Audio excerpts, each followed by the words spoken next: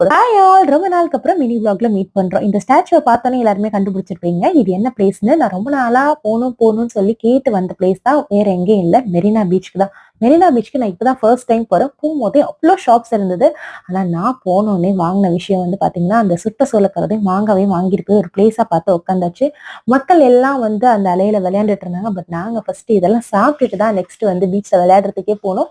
அவ்வளோ ஒரு ஹாப்பியா இருந்தது. ஒவ்வொரு டைமும் அந்த அலை வந்து காதுல வந்து அடிக்கும்போது, இனிதாவும் ரொம்பவே என்ஜாய் பண்ணாங்க. பட் என்ன ஃபுல்லா வெட் ஆயிட்டாங்க. நெக்ஸ்ட் வந்து ஹார்ஸ் ரைட் போணும்னு கேட்டாங்க. சரின்னு அவங்களுக்கு வந்து ஏத்தி விட்டுட்டு, அவங்க கூடயே நாங்க பின்னாடி அப்படியே நடந்து போனோம். சரி பீச்சுக்கு போனா கண்டிப்பா அந்த ஃபிஷ் ஃப்ரை வாங்கி சாப்பிடணும்னு சொல்லிட்டு வந்து ஆசையா வந்து வாங்குனேன். பட் வந்து உள்ளார ஃபுல்லா மசாலா இறங்கவே இல்ல. நல்லாவும் இல்ல.